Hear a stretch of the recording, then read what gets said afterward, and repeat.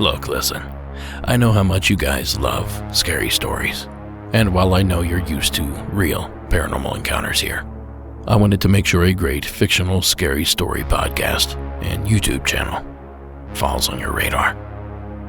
It's called Mr. Creepypasta Storytime, and it can be downright terrifying.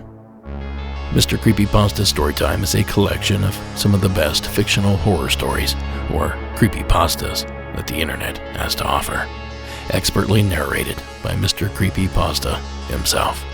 Now, the podcast is taken right from the popular YouTube channel of the same name, so you can listen on your favorite podcast app or get your fix directly from YouTube. Now, each episode of Mr. Creepypasta focuses on one story, and they range in length. Some can be less than 10 minutes, while others hover around 3 hours. So if you're looking to cut the boredom of a long road trip, or just want to squeeze in a small dose of spooky on your lunch break, there's an episode out there for you. Mr. Creepypasta's YouTube even has a non-stop horror radio live stream if you're looking for creepypastas around the clock. Now, the stories are told and written by a variety of authors, which gives each story a unique feel and keeps it all feeling fresh and original. And folks, I know when it comes to narration, voice means a lot to you guys. And I've received feedback myself from a lot of you about my voice being a calming sense and something some of you like to fall asleep to.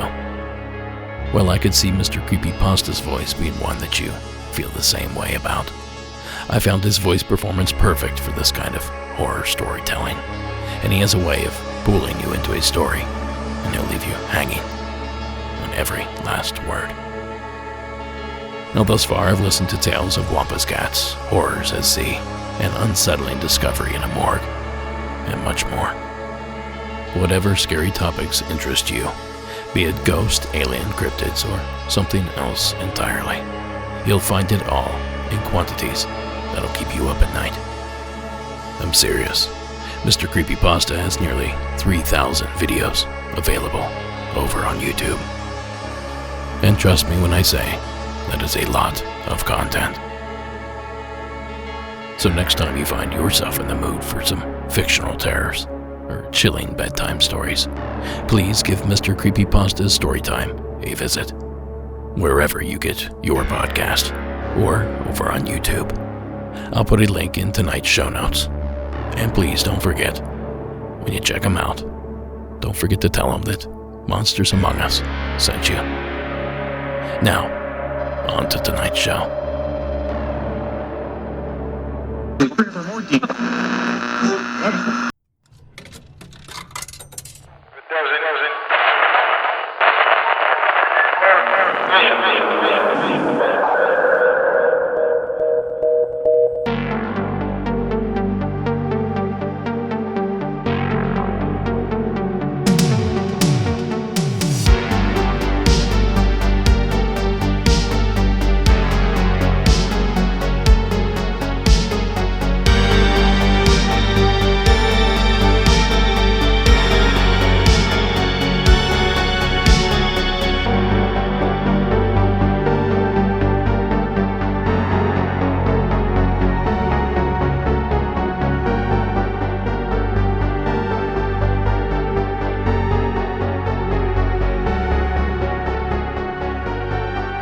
Good evening and welcome to Monsters Among Us.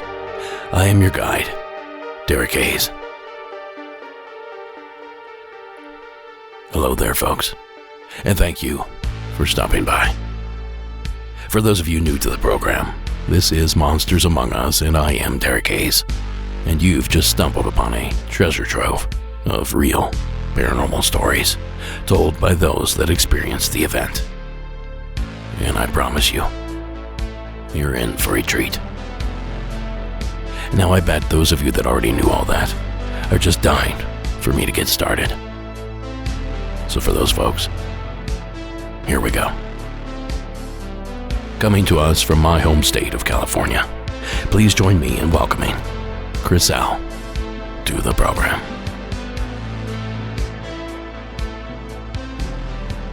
Hi, Derek. My name is Chriselle, and I'm from Long Beach, California. Long-time listener, first-time caller.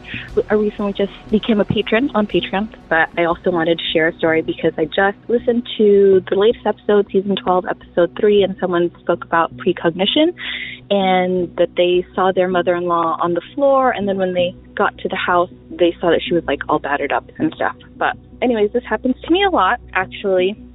This takes place about a couple years ago. I was driving with my sister and my two sons, who were at the time 6 and 2, to University of California, Irvine. So I took the 405 to the 73, and just before it becomes a toll road, I take the exit, and I cannot remember the name of the exit.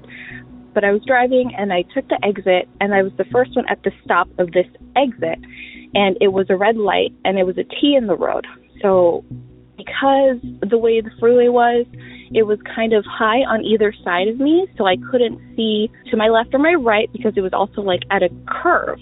So I needed to make a left. I had my blinker on, and I was just waiting for the green. Full disclaimer, my sister, who's 4 years younger than me, was asleep, and my kids were also asleep, and it was nighttime, so it's also dark. I look to the left, and I don't see anything. I look to the right, and cars started to line up behind me. And then all of a sudden, I have this image of my car, the light turns green in my brain, and my car moves forward so that I can make a left, but that it gets hit by a big truck. And I don't know why I thought this, and it just kind of freaked me out, but I literally see my car getting hit and T-boned from the left because I couldn't see to my left. So anyways, back to real time, I see that the light turns from red to green, and I just stop and I wait because I'm like, what if that happens?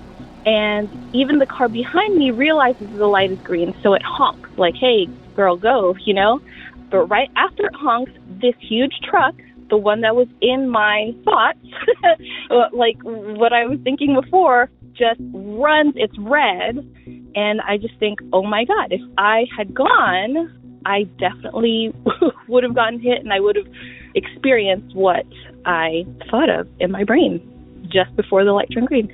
So right when it went, I, made a left, and I'm breathing hard because it, the adrenaline hit. When I got to where I needed to be to visit my brother at UCI, I told both of them, and they were like, okay, yeah, sure. That's kind of crazy. But anyway, just wanted to share. Also wanted to say that this kind of happens to me a lot. Sometimes I have dreams and they come into fruition. So I usually just tell my husband right when I wake up, hey, I dreamt this. And sometimes it does happen. So anyways, I love the show. I'm glad that I'm a patron, and I hope other people go to your Patreon, and it's just $4 and you get all of these extra episodes. Yeah, thank you. Again, Chriselle from Long Beach. I hope you have a good one. Bye. Thank you, Chriselle. And thanks for the support over at Patreon. And I should note it's $5 a month now instead of $4, due to inflation or something. Now, premonition calls are not prominent on this program, although I do share one from time to time. And 9 times out of 10, these stories are equal parts fascinating and upsetting. And Chriselle's is certainly no different. Just think, what if she made that turn just a little bit sooner? What could have happened had she not entertained the strange vision? Could it have changed the future? Or maybe even altered the past? Now, believe it or not, this sort of phenomena has been reported for centuries, even by prominent historical figures. Imagine a premonition saving the life of assassinated American President Abraham Lincoln. Well, according to Lincoln's biographer, Ward Hill Lamont, it nearly happened. The president recounted that as he began to dream, that he experienced a death-like stillness about himself. He was hearing the sounds of subdued crying and had walked down into the East Room to investigate. There, he found a covered corpse, guarded by soldiers and surrounded by a crowd of mourners. Lincoln asked one of the soldiers who had died, to which the soldier replied, "The president. He was killed by an assassin." Lincoln awoke soon after in response to a loud burst of grief from the crowd and did not sleep again that night due to the intense visions in his dream. He insisted that the body on display had not been his own, so he did not view the dream as a portent of his own death at the time. This was shared with them on the morning of April 14th, 1865, the same day as his assassination at Ford's Theater. Now that clip was courtesy of Oddities Observed over at YouTube. And click on the link in the show notes to learn more details about Abe's psychic visions. Trust me when I say it goes much deeper than this. And I should point out that there are plenty of reports that claim Lincoln had this premonition 3 days before his death, not the day of, as Oddities Observed suggested, for whatever that's worth. Either way, it's certainly noteworthy, and at its most mundane, an eerie coincidence. But you know, that's the thing about Abraham Lincoln. These sort of strange coincidences pop up with him all the time. Are you aware of the Abraham Lincoln-John F. Kennedy connection? Well, here's the Y-Files coverage of the long list of coincidences. Abraham Lincoln and JFK were both assassinated in office. But what about these coincidences? Both were elected to Congress in 46 and were elected president in 60, 100 years apart. Each of their names contains 7 letters. Both presidents, while in their 30s, married a socially prominent 24-year-old girl who spoke fluent French. Both first ladies lost a son while in office, and each son's name contained 21 letters. Both presidents were shot in the back of the head on the Friday before a major holiday while seated beside their wives. Each assassin went by 3 names, John Wilkes Booth and Lee Harvey Oswald, and each of their names contains 15 letters. Booth shot Lincoln in the theater and ran to a warehouse. Oswald shot Kennedy in a warehouse and ran to a theater. Lincoln was shot in Ford's Theater. Kennedy was shot in a Ford Lincoln. Lincoln's secretary was named Kennedy. Kennedy's secretary was named Lincoln. Both assassins were shot to death before they could be brought to trial. Lincoln and Kennedy each had vice presidents from the South named Johnson that took over. Andrew Johnson was born in 08. Lyndon Johnson was born in 08. And their names each contain 13 letters. I remember reading about this when I was a little kid. Probably curled up on the bus with a tiny little paperback, freaked right the hell out. So thank you, Chriselle, for the opportunity to revisit this strange series of historical events. We certainly appreciate the phone call. Now, folks, if you have a story you would like to hear played here on the show, simply give us a call at 1-888-608-NIGHT. That's 1-888-608-NIGHT. Now, next up is an eerie little entry from Ari, in parts unknown. Hi there. This is Ari calling in to tell you a story about a static man. So I am listening to season 13, episode 4, and I just heard Anna's story, and she was sort of doubting herself, thinking maybe she was just letting her grief get to her. But I have seen something similar, actually, pretty much exactly what she described. It was maybe around, early 2010s in Kentucky. I think it was probably the summer. And I was living in this house with like 3 or 4 different roommates and my girlfriend. And my girlfriend and I, of course, shared a room. And I was just sleeping in bed next to her one night. And it was so odd. I was deeply asleep. But all of a sudden, my eyes just shot open. And I was just immediately fully awake. Like no grogginess, no like slow opening up my eyes. My eyes just shot open and I was immediately conscious, immediately awake, fully. And when I did open my eyes, I looked straight at the foot of my bed where on my side there was a static man standing right up against the bed, looking over me. And I could see like the crook in his arm where it kind of looked like he had one elbow out, like maybe like if someone had like a thumb resting in a belt loop or a hand on the hip. And he just faded away, and I just stared as he faded away. and I was not scared. I don't know why. Well, I don't know if I always trust my feelings in those moments because of, I don't know if anything's being manipulative or whatever. That's for another time. But yeah, I woke up my girlfriend and I was like, hey, I just saw a man standing at the end of the bed, and she freaked out. She was asking questions like, what is going on? And I was like, no, he's faded away. He was static. And I was like, I'm actually not even scared. And I fell right back asleep. So I just wanted to let Anna know that I've seen something similar and I wasn't scared. So I don't know, maybe that would help you. But I also want to mention that the girl I was dating at that time came from a very interesting family. And I could tell you guys so many strange, interdimensional, mirror traveling stories that her dad claimed he had experienced. So I don't know if it was her, I don't know what it was, but yeah, just wanted to let Anna know that you did see what you saw, or at least I believe you did.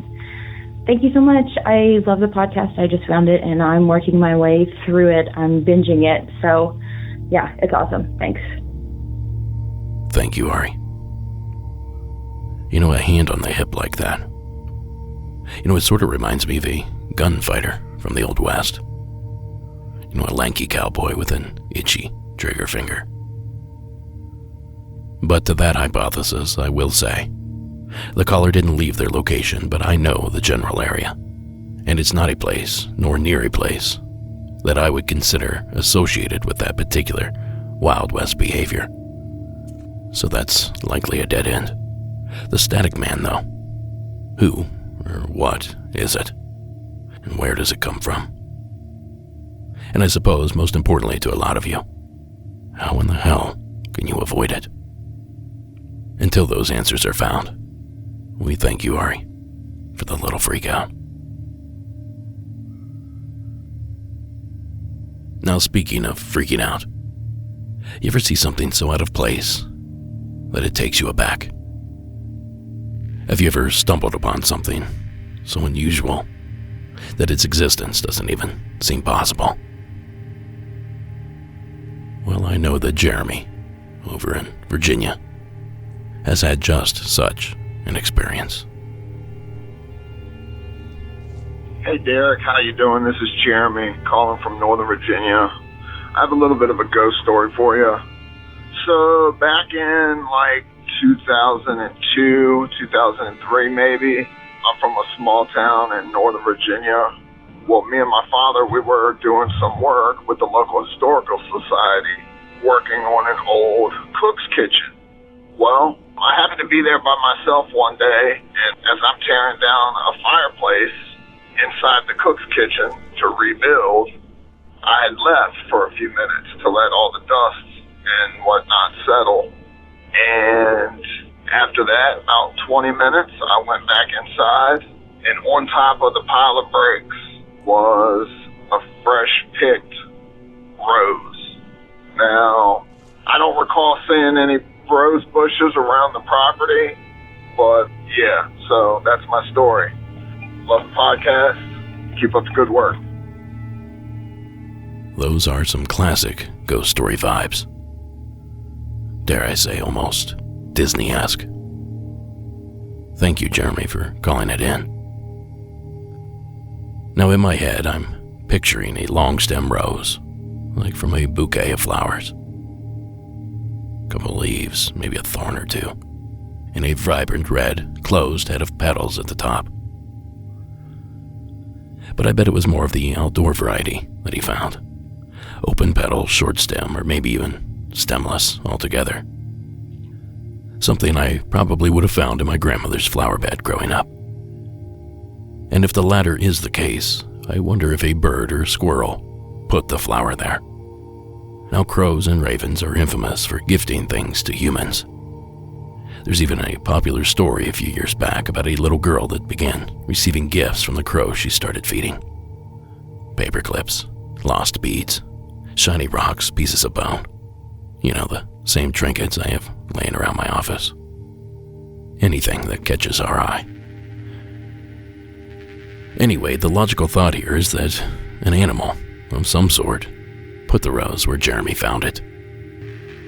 But of course, I was not there, so Jeremy is the only one that can tell us if what I'm pitching is even possible. Or if this truly was something supernatural. Regardless of the cause, we can't thank you enough, Jeremy, for sharing that entry. Now I've started receiving personal emails from folks about the open position here at Monsters Among Us, asking if we've chosen a candidate or not and if the position might still be available. Well, long story short, yes, it is still available, but only because we've been extremely busy with everyday life the past couple of weeks. Flooding issues in our work area, mostly. That and our cat Annabelle has been very sick, so weekly all-day trips to Los Angeles to visit her vet certainly haven't helped. So again, long story short, we haven't narrowed it down just yet, but we're hoping to here very soon. So if you've submitted your information, please be patient. And if you'd still like to, simply visit the Jobs tab over at monstersamonguspodcast.com. And thank you everyone for your patience. It's already been a very long year here.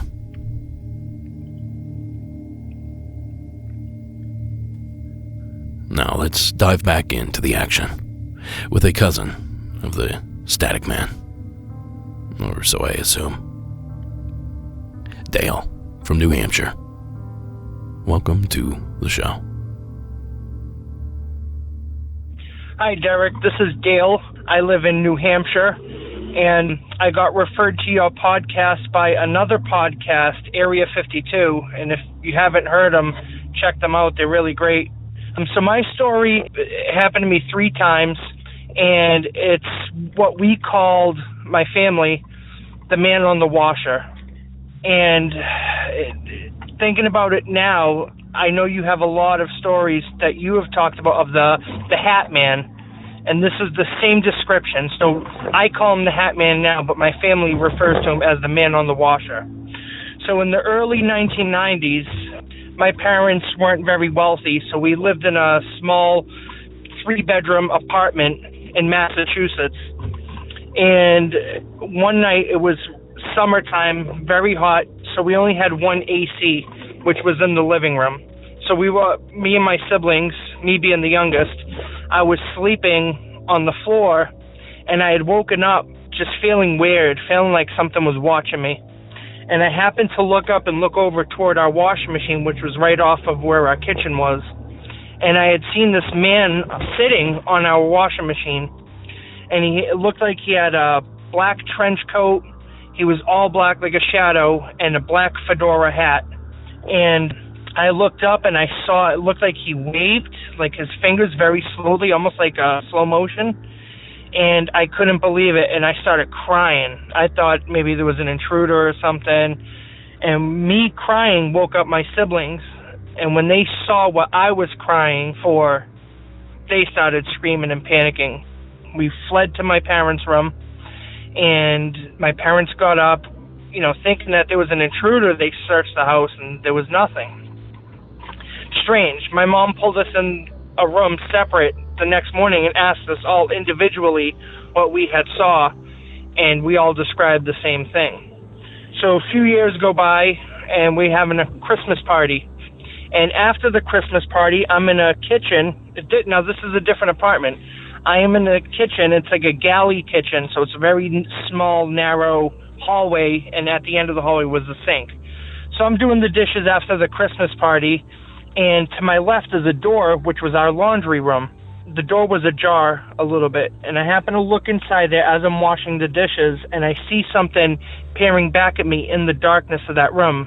And I'm trying to focus my eyes, and as I'm doing so, this thing's face, approaches me through the crack of the door, and I jumped, and it was the same thing, the guy with the hat. I didn't see his full body because this was just his face coming closer to the crack in the door. And I jumped and I dropped the glass, and I'm backing up. My mom, what's the matter? What's the matter? And my brother was at our kitchen table, and he's seen it, and he's like, Mama, look, it's right there. And we saw its face was peeking out from this little crack in the door. I mean, you could see it clear as day. My mom couldn't see it. So that was the second time. And then the third time we had saw him, it was only me. I was married, and my wife and I moved. We lived on our own. And I've told her all the stories. So one night I wake up, and I'm getting dressed for work. And I used to wake up really early, 4 a.m., to get ready for work. And I woke up, and I'm sitting at the edge of my bed, contemplating going to work, because who likes going to work? And I see outside my window this man in a trench coat and a hat, and he's just standing on my neighbor's porch, and he's looking up at me. Now, this is 4 a.m. in New Hampshire. Nobody's around. And I'm kind of focused. I'm like, all right, it's kind of weird. I don't know why there's somebody standing there. They didn't move. So after I get dressed and I'm putting on my boots at the foot of the bed, I look out the window again. It was gone. But I happened to snap a picture of it when I woke up, and I do have the picture. I will email it to you if you'd like. But that's my story. I believe in the Hat Man. I met a few people afterwards that also claimed they had saw this man in a hat. And I looked it up on YouTube, and sure enough, I'm not alone. My family is not alone. Multiple people have seen this, and they call him the Hat Man. Crazy story. But thank you, Derek. I appreciate your time. Thank you. Thank you, Dale. And thank you, Area 52, for spreading the gospel. Now, Sarah managed to get in touch with Dale, and just moments ago, he sent the photo that he'd mentioned in his submission, along with all this additional information. This was taken at 4 a.m. while I was getting ready for work. I was having a really bad dream and woke up sweating and scared. I decided to get dressed for work early, and I glanced out the window and saw him. I grabbed my phone as fast as I could and snapped this picture. Then I sat down to put on my shoes and got up, and he was gone. Crazy thing is, that house he is standing in front of is abandoned, and it's in a rural part of New Hampshire. I hope this gets to you in time. Thank you, Dale. Well, indeed it did, Dale, and we thank you. And the photo is as described. A grainy image of a darkened house with a silhouette of a man standing in front of it, donning a fedora-style hat. Hit up the show notes or visit our social media to take a look at this photograph for yourself. It's certainly freaky, and we thank you, Dale, for taking the time to send it in. Now, if you'd like to learn more about Dale's paranormal adventures, visit his YouTube over at Horror Roadsides Show. Now, unless this is your first time listening to Monsters Among Us, you've heard me talk about microdosing many times before, and how much it's helped me and all sorts of other people feel and perform better. Well, tonight's show is sponsored by Microdose Gummies. Microdose Gummies deliver the perfect entry-level doses of THC and CBD for people who want to feel just the right amount of good. Yeah, I mentioned THC. But before you tense up, keep in mind that microdose gummies are legal everywhere in the United States. And while these gummies do contain cannabinoids, we're not talking about getting stoned. We're talking entry-level doses to help you sleep, get the creative juices flowing, and more. Some people even use them for workouts and recovery. I've found that not only do they help me fall asleep faster, they also have helped me deal with my chronic back pain. On top of all that, the gummies taste great and make me feel great as well. Now, Microdose is available nationwide. To learn more about microdosing THC, go to microdose.com and use code MonstersAmongUs to get free shipping and 30% off your first order. Links can be found in the show notes, but again, that's microdose.com and code MonstersAmongUs. Now, as always, supporting our sponsors supports the show. So thank you for listening. And now back to that shadowy figure ducking down the hallway. Now, next up is another Disney-esque experience. Here is Audra from Arizona. Hey, Derek. My name is Audra. I am from Arizona. So I'm calling about a UFO sighting, possible UFO sighting. So this is back in about 2015. I am from Yuma, Arizona, born and raised. I was living in Avondale at the time, Avondale, Arizona. So I was driving back and forth a lot in between Avondale and Yuma visiting family. One night, my mother and I were driving back from Avondale to Yuma. Now, I have been down this drive many, many times and never seen anything. I know there's lots of military testing. I know all that's going down over there. But this is something I don't think is military. So we are in between, I believe, Buckeye and Gila Bend. And there's nothing in between there. There's just desert, and that's about it. So this is probably about 9 p.m., and there was maybe one car a couple miles ahead of us. You could barely see the taillights. And my mother's driving, I'm in passenger, and I look up to my left because I thought that I had seen a comet or a shooting star or whatever. And it's probably the shape of that, the typical ball with the flame coming off the end, except when I paid attention, it wasn't fire, it was lights. I would describe it looking like Tinkerbell lights, the little sparkles that come off of Tinkerbell when she flies.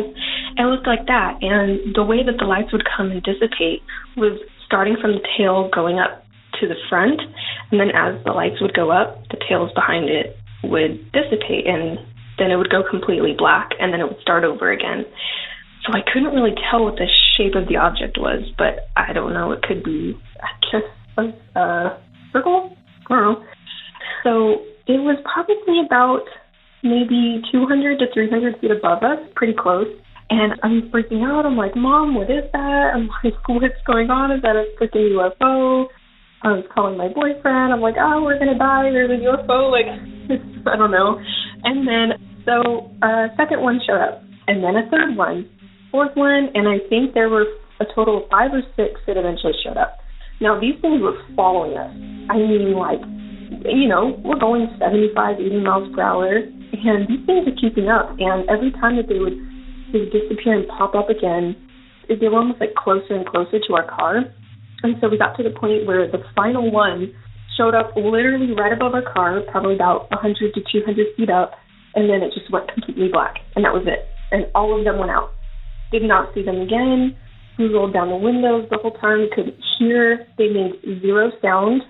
I have never, again, living in Yuma my whole life, in both Avondale, I've seen lots of military testing. I've seen nothing like this. I don't think it would be drones. Or anytime I try Googling it, looking it up, I just see things about the Phoenix Lights. So if you could find maybe anything similar or video evidence, I wish I had gotten a video of it, but I didn't. But yeah, if you can find anything else that you think is similar to this, absolutely let me know. I would love to hear anyone's similar story. And I love your show so much. I listen to it at work with my clients. I work at a salon, and we love your podcast. Thank you for all you do. Bye-bye. We appreciate it, Audra. Look, the state of Arizona is no stranger to infamous UFO activity. The Phoenix Lights, as Audra mentioned, the infamous Sedona UFOs, and of course the well-known Travis Walton abduction case all took place in the Grand Canyon State. So if you want to see something strange, Arizona is a good place to start. And while we're on the topic of UFOs, did any of you happen to hear about the government's latest report on the subject? And what this report found is that there have been more than 300 new sightings of what the government calls UAPs, or unidentified aerial phenomena, or more commonly called UFOs, since the last time that the ODNI put out a report like this back in 2021. Back then, the ODNI could not explain 144 sightings of UAPs. This time, now they can explain 171 of them. And one part of the report that really stands out is this one. It says that some of these uncharacterized UAPs appear to have demonstrated unusual flight characteristics or performance capabilities and require further analysis. But they did give some explanations for about 163 of the sightings that have been detailed in this report. And here's how they explain those. The vast majority are either balloons or balloon entities. A handful were drones. Another handful were what they call airborne clutter, things like birds, weather events, or airborne debris like plastic bags. So the bottom line here, members of Congress say that this is a step in the right direction to reducing the stigma associated with reporting sightings of UAPs. It's also a step in the right direction to enhancing national security because remember, a lot of these sightings happen right around military bases or assets. But while it's a step in the right direction, members of Congress say the Pentagon, the Office of the Director of National Intelligence, still have a long way to go to giving them the answers that they ultimately want. Now that clip courtesy of CNN. Okay, I've got a theory about all this. I think the government is working actively to bore us to the point that we forget all about the subject of UFOs altogether. And I'm not sure what I was expecting with these government reports, but perusing through them is like watching paint dry. Show us the videos, show us the images, show us something. You know they have the footage. That's just my 2 cents on the subject. And since we're here on this topic, I have another odd aerial encounter to share with you guys here tonight. And this one, part of a two-parter from Shane in the state of Utah. Hi, Derek. My name is Shane. I'm calling you from Utah. So I got 2 stories for you. The first one happened overseas, and the second one actually happened pretty recently here in the States. So the first one happened to me in July of 2009. I was deployed to Iraq, and we'd been moved out of our housing unit to give room for the replacing unit, and they moved us to a building kind of on the edge of our FOB, which is our operating base. The building was a square with a hallway all the way around it, a big square with a courtyard in the middle that had glass that you could see into the courtyard. Some of the rooms were kind of boarded off. The rest of my unit was in there. There was about 28 people. I was in a room with 2 other guys, and at night, we started to hear people running around the halls. Kind of look out to see what was going on. Didn't really see anybody. Kind of got to the point where things got kind of a little eerier.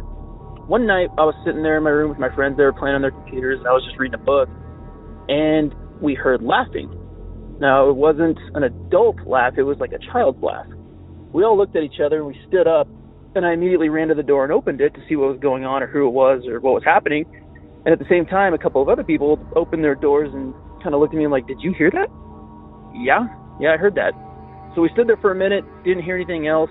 I remember walking through the building to go to the bathroom outside at night, and you'd see shadows on the other side of the courtyard running up and down the halls.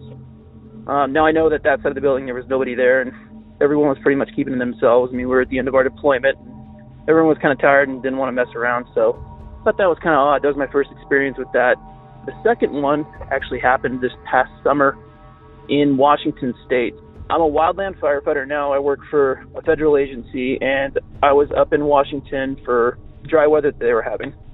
We got called to a fire late in the evening, drove out to it. It was not too far outside of Grand Coulee along the Columbia River. We worked about 28 hours, and every time we tried to get ready to go bed down, the fire would flare back up, and we get called right back to it, and never actually got a chance to chill out. So finally, it was about 3 o'clock in the morning. Me and 3 other people were in our truck, and we had the doors open. We're standing, looking over the back of the truck, watching the burn. They were trying to control the fire by making more fire. And I saw these 3 lights above the smoke. And they kind of stood out because they were a little bit brighter than the stars out that night, and it was pretty clear aside from the smoke. And they caught my eye for a second, and I just kind of stared at them. I pointed it out to the other people, and they were like, "Oh yeah, I see that.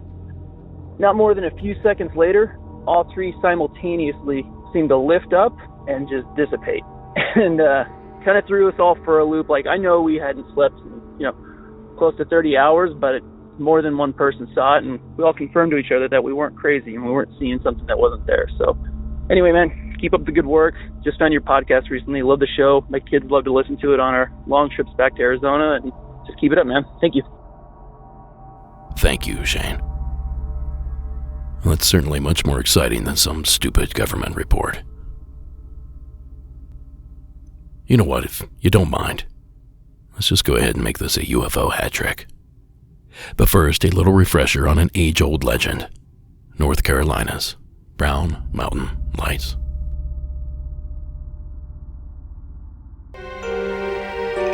Strange tales of this mountain have been told from generation to generation for hundreds of years. The legend states the first to speak of the mystery, Cherokee and Catawba Indian tribes 800 years ago. No one has solved the mystery. What are these lights? Captured here in photographs, there are no roads and no homes on the mountainside, no artificial lights, yet the lights keep appearing and disappearing. I've seen them since I was around 16 years old. At the bottom of the mountain, they come up in little red lights, so then they fade away. Patsy Keller has seen the mythic lights, and she's heard all the folklore about what they might be. The oldest saga told is that of a vicious battle in the 12th century between warring Indian tribes. So many warriors were slaughtered that young Indian maidens came to the mountain at night to search for any sign of life. The scene was so tragic and overwhelming that the maidens, their torches held high, haunt the mountain to this day. That clip brought to us from WCNC, NBC News 36, out of Charlotte. Now, with that out of the way, please welcome Jim from the Tar Heel State. Yeah, hey, this is Jim calling from Apex, North Carolina. I was recently introduced to your show by my son, Phil, and wanted to tell you about an occurrence that occurred back on the 22nd of October, 2021. It was just about a week or so ago. I saw several lights that were present, a few at a time usually, maybe like 3 at a time, 4 at a time. And this was at the Table Rock area of North Carolina, Linville Gorge, where a lot of rock climbers go. So initially I thought, well, it's just rock climbers rappelling at night. But if that was the case, they repelled very, very quickly, which looked like it was too quick for a human being to do without hurting themselves. And it was getting near midnight. It was a beautiful, clear night, stars in the sky, full moon. Temperature was around 50 or so degrees Fahrenheit. I had heard about the Brown Mountain Light by the roadside plaque that's over there on Route 181. You know, was intrigued, never really saw anything special, and I've been going up to these mountains now for 20 years, usually spring and fall, so that's like 30 or 40 trips up to these same mountains. And on this particular night, we're just sitting there talking as usual, and started seeing lights at the top of Table Rock, like a couple lights. One of them dropped very, as I say, very quickly down, kind of to the base of that ledge. And keep in mind, these are sheer rock faces. That's why climbers go there. There are no roads up there. It seems highly unlikely that any vehicles could be up there, motorcycles or ATVs or anything like that. This went on for probably 35, 45 minutes. And then we took off to go back to our campsite. I mean, it was still ongoing when we left. It was very cool. Don't know what it was. If it were people, they had to be very highly coordinated together from, you know, a distance of a quarter to a half mile apart to try to get this to be orchestrated in a fashion. If somebody was trying to mimic the Brown Mountain Lights or whatever, I suppose they did a very good job. I really don't have a good clue on what this is. I've been doing a little bit of research on the web, and apparently there are folks, particularly Professor Daniel Caton at Appalachian State University, that has put forth a hypothesis about this being like a lightning ball. I spoke with this particular person at Appalachian State, Dr. Caton. They were going to put cameras at Wiseman's View, which is where I was when we saw these sightings. It's just across the gorge from Table Rock. Dr. Caton said that there were a lot of difficulties getting cameras up in there just because it's a wilderness area, it's protected. They had to, you know, guard against any kind of vandalism or what have you, so they ended up not putting cameras there. I didn't have my phone with me because I don't get a signal up there, so I wish that I had had my phone. But these lights were very circular, all pretty much the same diameter. moving around, kind of floating, hovering above the trees, below the trees, down into the ravines. We enjoyed this show for, like I say, a good probably 45 minutes or so. I've never really seen anything like it. There were 8 to 10 lights at a time, moving around slowly, but, very steadily, I would say, kind of floating and dipping down into some deep gulches and ravines. Anyhow, my time's running out. It was super cool. Don't know really what it was, but hope you can use this for your podcast, and I really enjoy listening to your show. Thanks again, Jim from Apex, North Carolina. Bye-bye. Thank you, Jim. Yet another place that I'm dying to visit, when we have the time to travel, that is. But it's not all that often that you know exactly where to stand to witness some paranormal activity. But folks around Brown Mountain can show you exactly where to go. In fact, they even put information like that on the news. The Brown Mountain Lights can be seen from the Blue Ridge Parkway at mileposts 310 and 301, and from the Brown Mountain Overlook on NC Highway 181 between Morganton and Linville.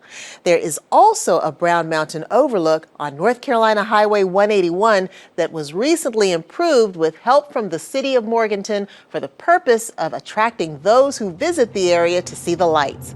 For even more information, you can go to brownmountainlights.com. That clip belonging to North Carolina Weekend from PBS. Now, I also found some of Dr. Caton's work on the internet. Footage from cameras that he did manage to install at some point that did capture some activity. And the link to those videos and all other media used in his production can be found in tonight's show notes at monstersamonguspodcast.com/show notes. So go take a look if you're curious, and go to Brown Mountain yourself, if you're so brave. And thanks again, Jim, for sharing your experience. This show is sponsored by BetterHelp. We all strive to be the best version of ourselves, but I also know firsthand how difficult it is to feel like your best self when you're feeling overwhelmed or have something bogging you down. Now, I've found that working with a therapist can really help you in that situation. Therapy helps me get things off my chest in an environment where I don't feel judged. It also helps me be able to talk through issues with a neutral party who is there solely to help me grow and find happiness. If you're thinking of giving therapy a try, BetterHelp is a great option. It's convenient and affordable. And if for some reason you aren't vibing with the therapist that you're matched with, you can switch therapists at any time for no additional charge. Now, if you want to live a more empowered life, therapy can get you there. Visit betterhelp.com/Monsters Among Us today to get 10% off your first month. That's BetterHelp, HELP.com/Monsters Among Us. Now, as always, supporting our sponsors supports the show. So thank you for listening. And back to that creature that just slipped into the water. Now, guys, it's my understanding that Dave's entry from last week's show and the similar calls that I found and shared didn't sit too well with a lot of you. Apparently, there was some chatter on our social media about how badly the segment creeped a lot of you out. Well, this probably isn't what you want to hear, but I thank you for the intel, and I'll be sure to keep my eye out for that sort of thing in the future, now that I know the effect that it has on all of you. But a spooky telephone call is one thing. Knocking on someone's door, well, that's another. Just ask Josh, who called in from Tennessee. Hey, Derek, this is Josh from Nashville. I've grown up being a really, really big paranormal and horror movie type fan. I've always enjoyed the classic Universal monsters. My late father and I would always watch The Wolfman and Dracula, and we really loved the X-Files. So we've really had a lot of fun enjoying those kinds of entertainment. But I had never really had any experiences with my own personal situations. So I thought, you know what, I've listened to enough of your show. I'm just going to go ahead and share. You know, maybe it's not as good as some of the other ones, but it is my contribution, so it's the least I can do. Anyway, I was a census worker. It was late September. It was probably about 5:30 p.m. We're supposed to walk up to houses, knock on the door. Of course, during the pandemic, that's a little bit dicey. So we knock on the door, nobody answers. We're supposed to go to the back door. So off I go to the back door, knock on the door, nobody answers. The last thing we're supposed to do is go check on a neighbor to see if the neighbor has any information. So I look to the side and I see that there's a blue car. The hood is closed, but the trunk is popped. So I think, okay, well, maybe somebody's digging back there. So I start walking over there and I say, excuse me. I'm probably, maybe 100 feet away or so. Excuse me. Nobody answers. As I keep walking, I notice that it doesn't look like a person. It looks more like, if you think about the Dementors in Harry Potter with their black cloaks, it kind of looks like that. So I'm getting a little bit freaked right now. I'm starting to worry. Keep walking, and I say, excuse me. And as I'm about 20 feet away, it suddenly does this move, like where you throw the cloak over your head and disappear into one motion. And I know it sounds crazy, but it's like Harry Potter, the Dementors, where they disappear into thin air. I couldn't believe that what I had just seen. I did not knock on that door. I just turned around and walked back to my car. But it's the only paranormal thing that I've ever seen personally. I don't know what it was. I don't know if it was the death figure, like, the typical Grim Reaper, or if it was a Harry Potter Dementor. I had not watched the movie or anything recently, so it was not in my brain. It was just like it was a hooded black figure, and then it was gone. That's all I got. Thanks for all that you do. It's a great show. I really enjoy it, and I hope you're able to use this. Thanks. A census taker once tried to test me. I ate his liver with some fava beans and a nice Chianti.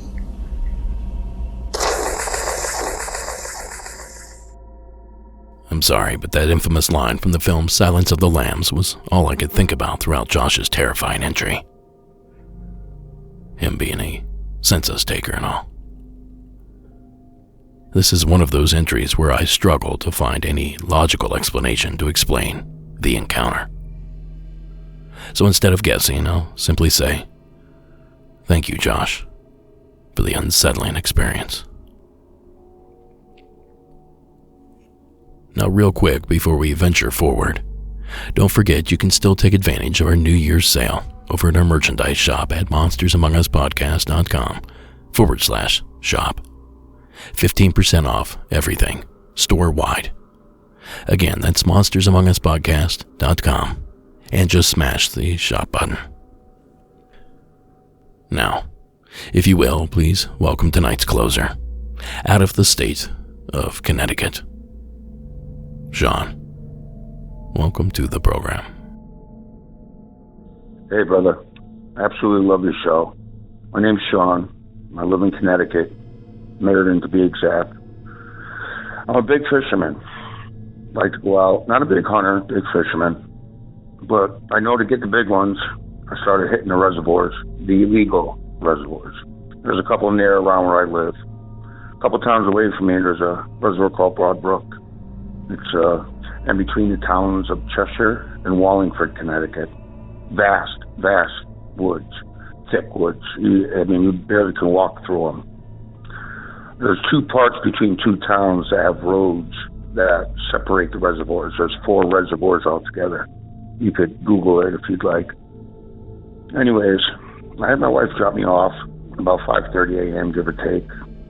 Told her to pick me up around 7. Not to push my luck getting caught. So I walked into the water, about up to my knees, and I noticed how quiet, everything was quiet, no noise, and the water would seem darker than usual. I couldn't even see my kneecaps. I mean, it was dark. It was really dark. no noise, no birds, no bugs, no ducks. So I took a couple casts, and that's when I heard it. It was a little growl coming from the other side of this part of the res. It was like a, and didn't pay no mind to it. Absolutely didn't pay no mind to it. So I cast a couple more times, reeled in my line. And I hear like a cracking in the woods, like a low, and then by the end of it sounded almost like a lightning strike. I see a tree fall from the other side of the res. And it had to be close to the water because when it fell, the big top of the tree hit the water. And I'm sitting there and I'm like, oh my God. When that tree went down, this was pushed over. This thing was pushed over. When it went, then if you could ever imagine a lightning bolt coming down and hitting a tree, how loud it was, and then it cracks and falls. That's how loud it was. And then they hear the grunt afterwards. It was insane. It was scary. I mean, and I'm not scared of much. I mean, my dad showed me this place. He did 2 tours in Vietnam, and I mean, this place is sacred to fishermen. This place has dinosaur fish. I mean, we pull out 8, 9, 10-pound bass, pickerel the size of alligators. This place is so beautiful. And it's not only that, I've brought my stepson in there so many times, and he always tells me he feels like we're being followed. And there were so many times, I got so many stories about this place because I've been fishing there for years. When you're walking, and then you start hearing somebody just above the ridge walking beside you, and then like you'll figure it out, and you'll start walking and stop real quick, and you'll still hear a couple footsteps go a step or two ahead of you. So I was scared. The hair on the back of my neck stood up like wire. I was like, oh my God. I called my wife right back. I said, come back and pick me up. She had just dropped me off 20 minutes before. I said, babe, I'm almost home. I'm like, please come back and pick me up. And as I'm sitting there, I hear another noise. I can't explain it. It was like a guttural growl, like that. And oh man, I'll tell you what, I was my pants. I was scared. So I moseyed out of the res. Now, to be down in this res, I'm hiding in the water. I mean, there's a game warden comes by here, a couple times during the morning. And it was barely light. It just started getting light. It's just crazy. And I got many a friend who have told me that when they sneak into this reservoir, 2 in particular said they saw something. Now, I'm a believer in Bigfoot. And I got to admit, from what I've been hearing, I'm a believer in the Dogman now. I would think, if anything, if you Google map it, you will see the sizes of these reservoirs and see the sizes of these woods. The only people allowed to be in there is the Rod and Gun Club. They've got access to the land. I'm not sure if they fish, but I know they got hunting rights there. But I'll tell you what, that was one of the scariest times of my life. I mean, everything about it was odd. Just the vibe was so odd. I was dumbfounded. I was scared. I was straight up scared. I ended up talking about it to 2 buddies of mine who fished that reservoir too. And they told me they came across a different being in those woods. And they had no explanation either. And they said it kind of looked like a wolf. And that's what made me think of Dogman. But I firmly believe this was probably a Bigfoot. So that's what I had to say, brother. I know it's not totally exciting, but it scared the hell out of me. But awesome show. Be safe. Peace. Thank you, sir. Now, for legal purposes, let me point out that Monsters Among Us does not condone any illegal behavior. So don't say I told you to hop any fences. But with all of that out of the way, it sounds like Sean had a rough morning. And to break it all down, let's start with this. I can see why Sean would say that this might have been Bigfoot. The vocalizations and the tree-pushing behavior is consistent with other alleged experiences found throughout this country. And although Connecticut doesn't seem like it, it does have a history of sightings such as these.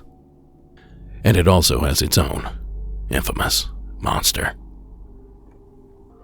In the August 27, 1895 edition of the Winstead Evening Citizen and the Winstead Herald, the following was reported. A wild man. He appears to Selectman Smith of Winstead and scares his bulldog. Selectman Riley W. Smith of Winstead was picking berries in Colebrook Saturday when his bulldog, which is noted for its pluck, ran with a whine to him and stationed itself between his legs. A second afterward, a large man, stark naked and covered with hair all over his body, ran out of the clump of bushes, and with fearful yells and cries made for the woods, where he soon disappeared. Selectman Smith is a powerful, wiry man and has a reputation of having lots of sand, and his bulldog is also noted for his pluck. But Riley admits that he was badly scared and that his dog was fairly paralyzed with fear. Now, in additional interviews, Selectman Smith claimed that the creature was a wild, hairy man of the woods and that he stood 6 feet tall, with long black hair on his head that hung down to his shoulders and shorter black hair that covered the body completely. It was muscular and agile, and Smith considered the creature dangerous.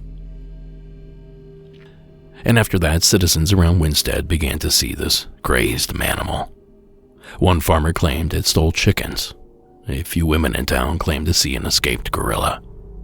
And one man even claimed to have caught a photo of the beast. But upon developing the image, it morphed into that of a normal man with a nice head of hair. Now, when asked about his wild claim, the photographer suggested that the camera malfunctioned because of fear or some other nonsense. That's when this story hit the wire, and the creature was momentarily thrusted into infamy. But if this all sounds too good to be true, then I suppose you have a good BS meter. Because in this case, you'd be right. In reality, there had never been a wild man in Winstead. The original Wire report had sprung from the overly fertile imagination of Lou Stone, a young reporter for the Winstead Evening Citizen. From there, mass psychology had done the rest. Reportedly, Stone came up with the idea because he needed to make $150 quickly, and he figured that the big city papers would be unlikely to buy a story about actual events in Winstead. He subsequently became well known as a teller of tall tales, but the wild man was his first hoax, and it remained his most famous. Now, that tidbit came from the website hoaxes.org. So if not Bigfoot, what could possibly have caused the ruckus that Sean reported? Well, given the location, Southern Connecticut, I have a couple suspects in mind. Presented to you via WABC, ABC News 7 out of New York City, and WFSB, Eyewitness News 3 out of Connecticut. Resident came home to a bear inside her kitchen. Can you imagine? I know, and look at this bear outside the window here. Unreal. Another bear in Canton had to be euthanized after breaking into several homes there. And with bear sightings on the rise across our state, Channel 3 Eyewitness News reporter Erin Edwards talked to the woman from Winstead after that encounter. That woman tells us she's used to seeing bears around her yard in Winstead, but this was the first time she came home to find one inside her house. New at noon, cell phone video capturing a rare sighting, a moose running across a parking lot in Connecticut. It happened outside a movie theater in Danbury last weekend. The animal is seen running next to parked cars as someone in their car films. Another video you see here shows the same or a similar moose roaming around that city. State environmental officials are asking drivers to be on the lookout after recent sightings across the state. How rare is this? Well, they estimate there are only about 100 moose in all of Connecticut. And just to put that into perspective, there's about 100,000 deer in the state. Now, the point here being that Connecticut has some large known animals roaming around. And with things like that tromping around in the woods, it's certainly worth considering. But if we're going to play devil's advocate here, it's important to note that according to the Bigfoot Field Researchers Association, a group that keeps track of things like this, there have been 22 separate reports made in the Constitution state dating back from 1953 all the way to June of 2022, including this report from August of 1995. tell me that at least part of this doesn't sound eerily familiar. There's a small pond located in the wildlife management area in Harwington. I have frequently visited this place throughout my youth and adulthood to fish, camp, hike, bike, and hunt. The pond is spring-fed and is located in a flood control area. In late summer, the water level in the pond would drop drastically and create a high concentration of fish. The best time to go fishing was at night when the temperatures were cooler. On this particular night, I decided to go moonlight topwater bassin alone. I parked my car at the entrance gate around 9 p.m. and proceeded on foot down the service road. The moonlight was intense and afforded me the luxury of saving my flashlight batteries for most of the trek. The trip from the road to the pond is approximately 3/4 of a mile and takes you through several fields which are cut in the summer. On the way, I startled some deer that were around a salt lick. They ran off in the opposite direction of the pond. I walked through the final field and over a stone wall into a path that leads directly to the spot on the pond where I wanted to fish. The area from the stone wall to the pond is wooded and required the use of a flashlight. I had been fishing for approximately an hour and having some luck. The moon was full and almost directly overhead. I was out in the wide open and I could see very well all around the shoreline. The wood line around the pond was spaced from the water at least 30 yards plus in all directions. The moonlight didn't penetrate into the woods, and so I could not see into them. I felt as though I were on center stage to anything that might be in the woods, watching me. All of a sudden, out of nowhere, a loud and deep sound emanated directly from the wood line where I had entered the area. My knees went weak, and I nearly fell off the rocks. I turned to face the area in a ducking position, trying to see what it was. The sound was again repeated after a short pause, and then nothing. I pointed my flashlight in the direction of the sound, but it was too far and too weak. Not even an eyeshine. The sounds were deep, came from something large, 200 plus pounds, and they echoed across the pond. They were definitely directed at me. Something was letting me know that it was there. I found it odd that prior to and after there were no sounds of walking in the woods. Whatever this was made a stealthy approach and exit, and I never heard anything again. I stayed and fished nervously for another hour and left the area scared, but without incident.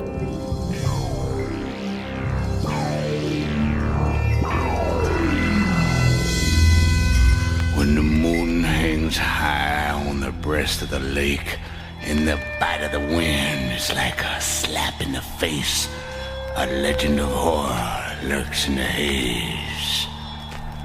It's Bigfoot. A giant of a creature, all covered with hair, as tall as a timber and strong as a bear. Y'all better not go walking out there with Bigfoot. Bigfoot's coming, gonna get you, gonna get you. Bigfoot's coming, so you better watch out. Lock your doors and bolt your windows. Bigfoot's on the prowl. Bigfoot's coming, gonna get you, gonna get you. Bigfoot's coming, so you better watch out. Lock your doors and bolt your windows. Bigfoot's on the prowl.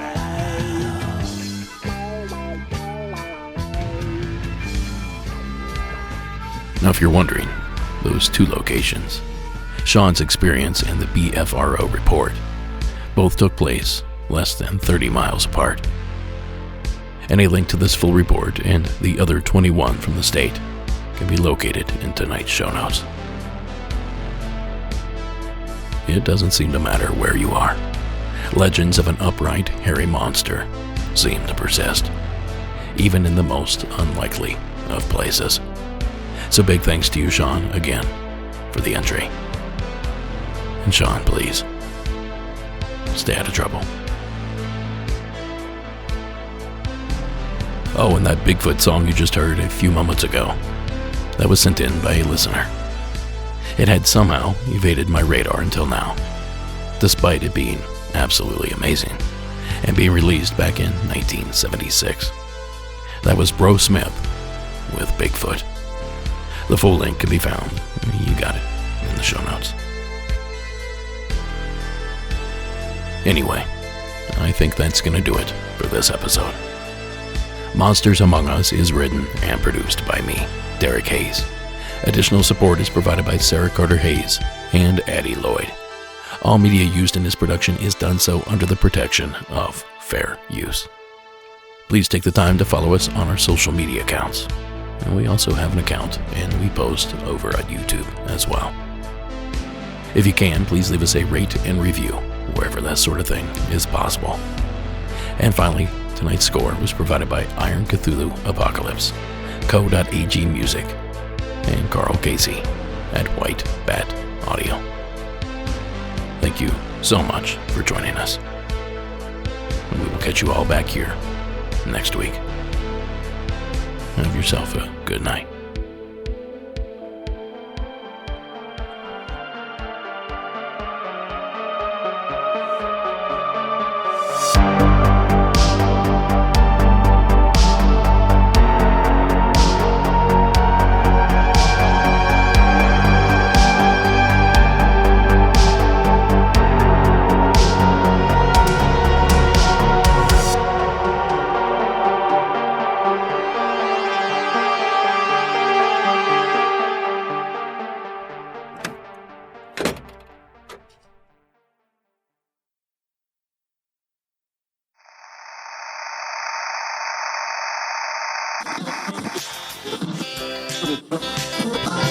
Well, one night while walking, a ship fell from the sky, and what came out of it really caught my eye. A galactic woman with a spacesuit all aglow. She came to me and said, "Let's go." Oh yeah, it's a mystery, this mystery woman. Lightning coming from your eyes. And that was Children of the Anunnaki with Mystery Woman, a song that is out of this world. Mark, a member of Children of the Anunnaki, was kind enough to send me both the Bigfoot song previously played and his original, Mystery Woman. If you like it, you know where to find it. The show notes. A big thanks to Mark for sending in both of those awesome tunes. Well, folks, tonight's bonus entry is, per usual, weird AF. But that's just the way that we like it. Please join me in welcoming Dakota from Indiana to the program. Hi, Derek. My name is Dakota. I'm from Western Indiana. I'm on my way to work right now, actually. And I was listening to Season 13, Episode 5, the Grab Bag episode. And I was driving down one of the local highways here. It's just a 2-lane blacktop just north of North Salem. And I came around a corner, car passed me. I kicked my brights off, kicked my brights back on after the car passed me. And running across the road was, I thought, a fox. It's about 3-4 foot long, red hair, but it was bipedal.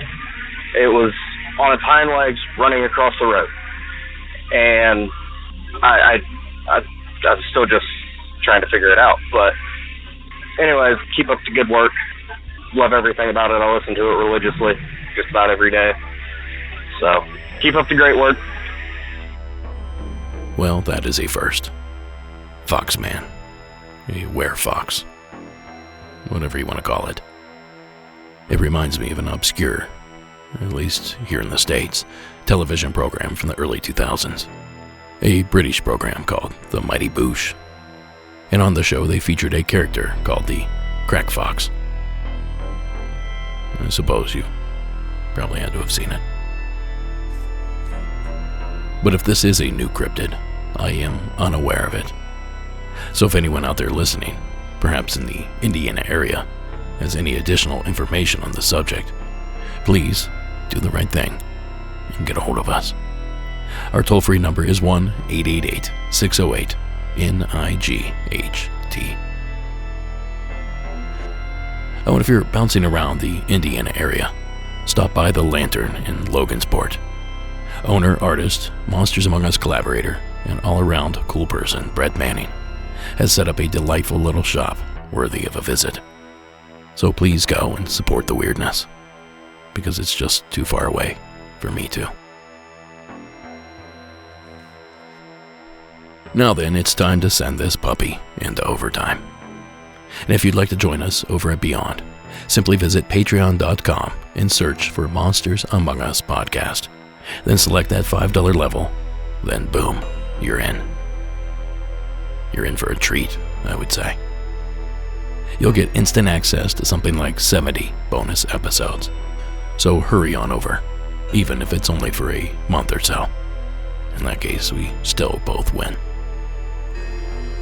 Now, for all you monsters over in the Beyond, my monster squad, if you will, let me kick things off here with this entry that just might keep you out of the woods. Hey, Derek. This is Stacy from Washington area. But yeah, I got a story that I've been really trying to figure out what really happened, and I would love to hear your opinion on it. This happened 5 years ago.